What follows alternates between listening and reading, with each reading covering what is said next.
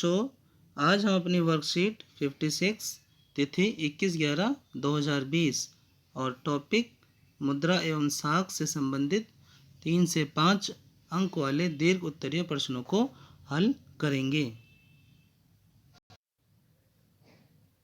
सभी बच्चे सबसे पहले यहाँ पर अपना नाम लिखेंगे, उसके बाद कक्षा अध्यापक का नाम। पहला प्रश्न है, रिजर्व बैंक ऑफ इंडिया के कार्यों की व्याख्या कीजिए। प्रश्न में एक बार फिर से पढ़ देता हूँ। रिजर्व बैंक ऑफ इंडिया के कार्यों की व्याख्या कीजिए।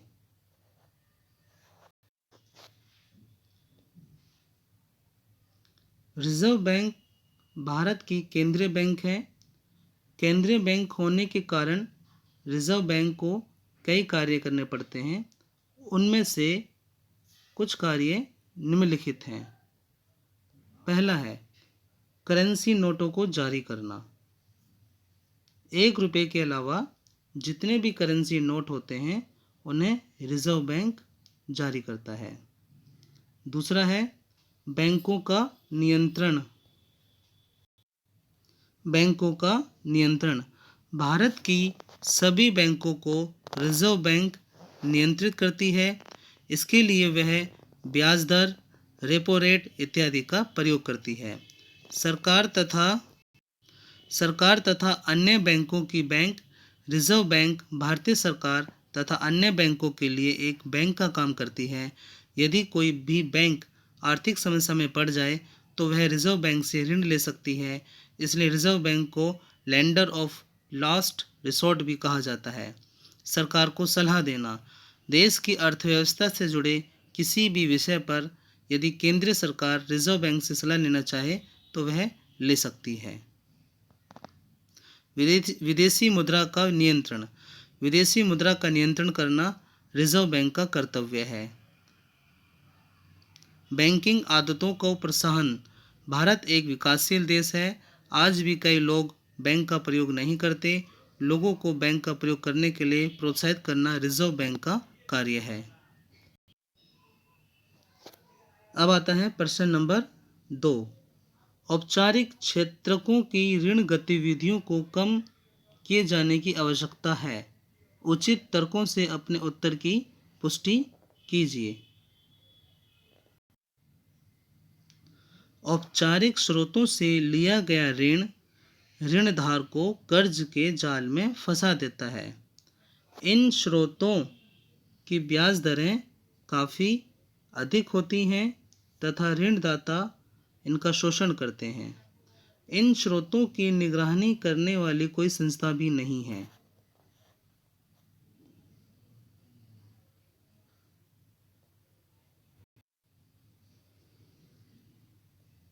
इसलिए यह स्रोत ऋण देते समय ब्याज दरों में अपनी मनमर्जी करते हैं। इन सभी कारणों की वजह से अनौपचारिक स्रोतों को कम किया जाना चाहिए। अगला प्रश्न है तीसरा। गरीबों के लिए स्वयं सहायता समूह संगठन महत्वपूर्ण क्यों है? अपने विचार दीजिए।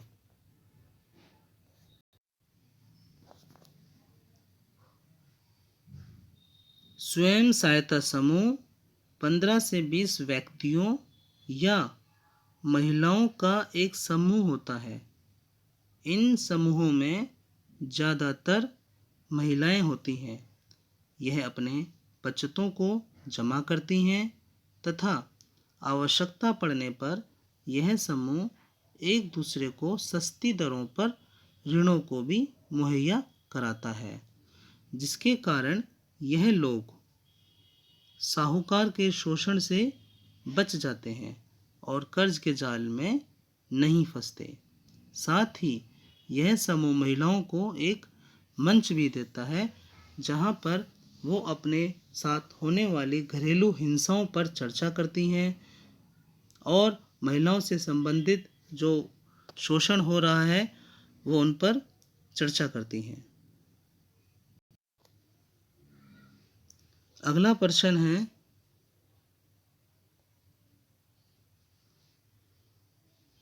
भारत की अधिकांश जनता अभी भी ऋणों के लिए अनौपचारिक स्रोतों पर ही क्यों निर्भर है? इससे पहले वाली वीडियो के अंदर मैंने आपको औपचारिक और अनौपचारिक स्रोतों के बारे में बताया था। मैं फिर भी आपको एक बार दोबारा से औपचारिक और अनौपचारिक स्रोतों के बारे में बता देता हूँ। औपचारिक स्रोत बैंक संबंधित सहकारी समितियाँ होती हैं जो सस्ती दरों पर ऋणों को मुहैया कराती हैं और इनकी निगरानी के लिए आरबीआई है और आरबीआई इनकी निगरानी करता है। अनौपचारिक स्रोत हमारे रिश्तेदार, साहूकार, महाजन लोग या आस पड़ोस के लोग हो सकते हैं जिनसे हम उच्च दरों पर ऋणों को लेते हैं। तो प्रश्न यह है कि भारत की अधिकांश जनता आज भी ऋणों के लिए अनौपचारिक स्रोतों पर निर्भर है। इसका कारण ये है, जो हमारे औपचारिक स्रोत हैं जैसे बैंक और सहकारी समितियां जैसी, इनमें कागजी कार्रवाई का अधिक होना होता है। यानी कि हमें अपने वेतन संबंधी या कोई कागजी कार्रवाई या ऐसे कागज़ दिखाने पड़ते हैं जिससे लोन हो जाता है और बैंकों को इनकी आवश्यकता होती है। लेकिन गरीब लोगों के पास, गरीब किसानों के पास या गरीब मजदूर वर्ग के पास ऐसे कागज़ नहीं होते, जिसके कारण वो इन जगह से लोन नहीं ले सकते, ऋण नहीं ले सकते हैं। दूसरा है ऋण समर्थक का होना। ऋण समर्थक का मतलब है कि ऋण लेते समय हमें अपनी कोई वस्तु, अपनी ज़मीन, अपने पशु, अपना खेत, अपनी फसल का कुछ हिस्सा ये औपचारिक स्रोतों में गिरवी रखना पड़ता है। अगर हम समय पर इनका भुगतान नहीं करते, इन ऋणों का भुगतान नहीं करते, तो औपचारिक स्रोत हमारी इन वस्तुओं को, इन संपत्तियों को वो नीलाम कर सकते हैं, नीलाम कर सकते हैं और नीलामी के पैसों से वो अपना ऋण ले सकते हैं वापस। तो गरीब लोगों के पास, किसानों के पास ऐसी सुविधाएं नहीं होती हैं जो वो ऋण समर्थक या जैसी चीज़ों को बैंक या औपचारिक स्रोत या सहकारी समितियों के पास गिरवी रख सकें। अगला है औपचारिक स्रोतों के ऋणों के बारे में जागरूक ना होना। औपचारिक स्रोतों की शाखाएं बहुत कम हैं और जिसके कारण जो लोग हैं उनको इनके फ़ायदे नहीं पता, इनके लाभ नहीं पता और वो महाजनी जैसे औपचारिक स्रोतों के चुंगल में फंस जाते हैं। तो लोगों को जागरूक करना चाहिए। करने के लिए सरकार को औपचारिक स्रोतों की शाखाओं को अधिक खोलना होगा, जिससे लोग जागरूक हों और वो इन स्रोतों से ऋण लें। इन सभी कारणों की वजह से ज़्यादातर लोग अभी भी अनौपचारिक स्रोतों के ऋणों पर ही निर्भर हैं। अगला प्रश्न है, साख की शर्तों से आप क्या समझते हैं? यह प्रत्येक व्यक्ति के लिए किस प्रकार भिन्न हो सकती है?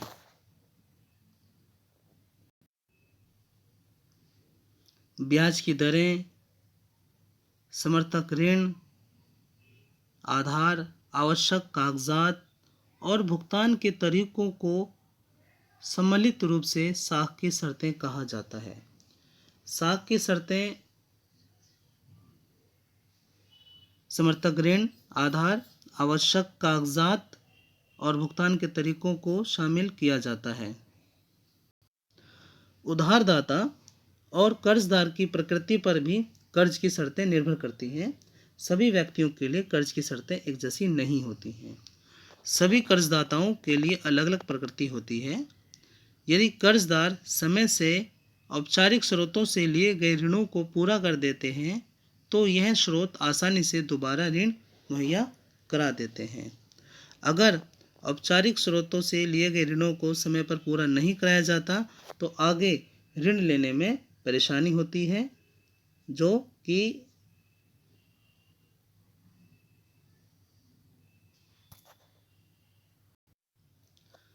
अगला प्रश्न है, मुद्रा के आधुनिक प्रकारों ने हमारे जीवन को किस प्रकार सरल किया है? व्याख्या कीजिए। मुद्रा के आधुनिक रूप कागजी नोट, सिक्के, प्लास्टिक मनी या ऑनलाइन भुगतान है, जिसके माध्यम से हमें वस्तु विनिमय जैसी परेशानियों का सामना नहीं करना पड़ता। देखो बच्चों, अब से पहले जब मुद्रा का स्वरूप नहीं था तो हमें, इससे पहले वाली वर्कशीट में मैंने आपको बताया था कि जब मुद्रा का स्वरूप नहीं था तो हमें वस्तु विनिमय माध्यम के द्वारा एक वस्तु के बदले दूसरी वस्तु लेनी पड़ती थी। और इसमें जो सबसे ज़्यादा जो परेशानी आती थी वो आवश्यकताओं की समस्या आती थी। अगर किसी व्यक्ति को हमारी वस्तु की आवश्यकता है और हमें हमें ऐसे व्यक्ति को ढूंढना पड़ेगा जिसके पास हमारी वस्तु की भी आवश्यकता हो। जब दोनों एक दूसरे से मिल जाते हैं तो वो वस्तु विनिमय कर पाते थे। लेकिन मुद्रा के इस स्वरूप में जो कागजी नोट और सिक्के हैं, हम कभी भी कहीं भी किसी भी समय कुछ भी सामान खरीद सकते हैं। साथ ही मुद्रा का जो नया रूप सामने आया है, प्लास्टिक मनी या ऑनलाइन भुगतान, ये उससे भी ज़्यादा कारगर है। पहले हमें किसी भी वस्तु को खरीदने के लिए नकदी रखनी पड़ती थी, लेकिन प्लास्टिक मनी, ऑनलाइन भुगतान जैसी व्यवस्थाओं के कारण हमें नकदी रखने से भी छुटकारा मिला है। हम ऑन द स्पॉट कहीं पर भी किसी भी तरीके से ऑनलाइन भुगतान कर देते हैं या अपने प्लास्टिक मनी, जिसे डेबिट या क्रेडिट कार्ड कहते हैं, उसका प्रयोग कर लेते हैं और नकदी रखने से हम बच जाते हैं, और जिससे हमें माल जान की जो हानि होनी होती है उससे भी हमें सुरक्षा मिलती है।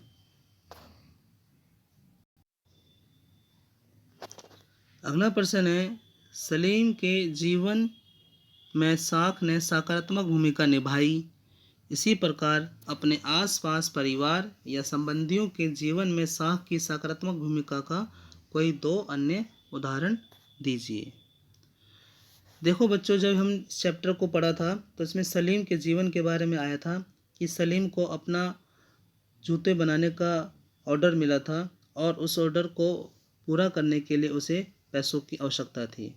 तो उसने अपने कार्यशील पूंजी के लिए, उत्पादन निर्माण के लिए उसने बैंक से ऋण लिया और वह जो पार्टी थी उसको समय पर अपना ऑर्डर दे पाया, जिससे उसकी साख में वृद्धि हुई और उसका जो ऋण वापस करने की क्षमता थी वो अच्छी हुई और वह अपनी व्यवसाय को आगे ले गया। ऐसे ही दो जीवन में साख की जो सकारात्मक भूमिका, ऐसे 2 पहलुओं को हमने अपने आसपास या परिवार या संबंधी में जरूर देखा होगा। जैसे मैं आपको एक 2 उदाहरण देकर समझाता हूँ। हमारे पड़ोस में रहने वाले गुप्ता जी हैं, उन्हें अपना किराना स्टोर बढ़ाना था। किराना स्टोर जानते हो, जनरल स्टोर होता है जहाँ पे खाने पीने का सामान मिलता है। लेकिन उनके पास पैसों की यानी कि पूंजी नहीं थी, तो इसके लिए वो बैंक गए, वहाँ से उन्होंने लोन लिया और धीरे धीरे अपने व्यवसाय को आगे बढ़ाया। दूसरा उदाहरण आप देख सकते हैं कि जैसे मेरे पिताजी ने चप्पल बनाने के लिए बैंक से ऋण लिया और अपने कार्य को पूरा किया, जिससे व्यवसाय में उन्नति हुई और साथ ही हम लोग कर्ज जैसे जाल में नहीं फंसे। अगला प्रश्न है, साख से आप क्या समझते हैं? साख किस प्रकार संपत्ति एवं ऋण जाल दोनों की भूमिका निभा सकता है? उदाहरण दीजिए। साख की 2 स्थितियां होती हैं, औपचारिक व अनौपचारिक स्रोत, जहां से लोग अपनी आवश्यकता अनुसार ऋण लेते हैं। औपचारिक स्रोतों से लिया गया ऋण, अनौपचारिक स्रोतों से लिया गया ऋण व्यक्ति को कर्ज जाल में फंसा देता है, जिससे उसे अपनी ज़मीन का एक हिस्सा बेचना पड़ सकता है। उदाहरण स्वरूप, अगर कोई व्यक्ति फसल आदि के लिए साहूकार से ऋण लेता है और वह किसी कारणवश उसका भुगतान नहीं कर पाता है, तो ऐसी स्थिति में वह ऋण जाल में फंस जाता है और उससे निकलने के लिए उसने जो अपनी संपत्ति गिरवी रखी थी उसका एक हिस्सा बेचना पड़ सकता है। यही अनौपचारिक स्रोतों के लिए भी है। अगर औपचारिक स्रोतों से लिए गए ऋण को वापस नहीं किया जाएगा तो बैंक या जहाँ से आपने औपचारिक स्रोत से जहाँ से ऋण लिया है सहकारी समिति, वो आपकी गिरवी रखी चीज़ को बेच सकती हैं, जिसमें आपकी संपत्ति हो सकती है, पशु हो सकते हैं और भी खेत खलिहान हो सकते हैं, और उन संपत्ति को बेचकर बैंक अपना ऋण पूरा कर सकता है। स्रोत आधारित 4 अंक के प्रश्न। नीचे दिए गए अनुच्छेद को पढ़िए व पूछे गए प्रश्न के उत्तर दीजिए। मेघा ने घर खरीदने के लिए बैंक से 5 लाख रुपए का कर्ज लिया। इस कर्ज पर ब्याज की वार्षिक दर 12% है और इस कर्ज को 10 साल में मासिक किस्तों में लौटाया जाना है। मेघा को बैंक से कर्ज लेने से पहले उसे अपनी सरकारी नौकरी और वेतन संबंधी रिकॉर्ड दिखाने पड़ते हैं। बैंक नए घर के सभी कागज ऋणाधार के रूप में रख लेता है, जिन्हें मेघा द्वारा ब्याज समेत कर्ज लौटाने पर वापस किया जाएगा। अब है मेघा के आवास ऋण में निम्नलिखित विवरणों की पूर्ति कीजिए। यह लिखा हुआ है ऋण राशि। ऋण राशि तो ये ऊपर आपको बताई थी कि मेघा ने बैंक से कितना ऋण लिया था, कितना लोन लिया था। तो यहाँ देखिए मेघा ने 5 लाख रुपए का कर्ज लिया था, तो पहले में आप लिख सकते हो 5 लाख रुपए। दूसरा है आपके पास समर्थक ऋणदार। जब उसने ऋण लिया था तो उसने किस चीज़ को गिरवी रखा था? तो बैंक ने जब उसको ऋण दिया था तो नए घर के सभी कागज ऋणधार के रूप में उसने अपने पास रख लिए थे। अब अगला आता है अदायगी का स्वरूप, कि बैंक को वह किस तरीके से अदा करेगी।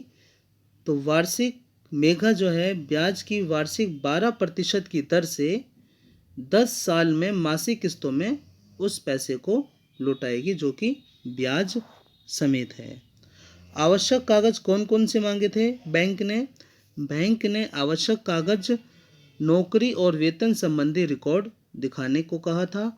उस बैंक जहां वो नौकरी करती थी और उसको जो सैलरी मिलती थी, वेतन मिलता था, वो सारे रिकॉर्ड उन्होंने बैंक को दिखाए और जब जाके बैंक ने उनको ऋण दिया।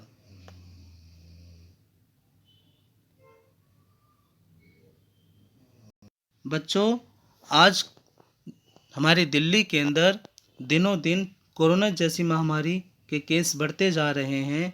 आप सभी बच्चों को अपना ध्यान रखना है, अपने परिवार का ध्यान रखना है, बाहर जाते समय मास्क का प्रयोग करना है और साबुन से हाथ धोना है, कोरोना को भगाना है। थैंक यू, धन्यवाद।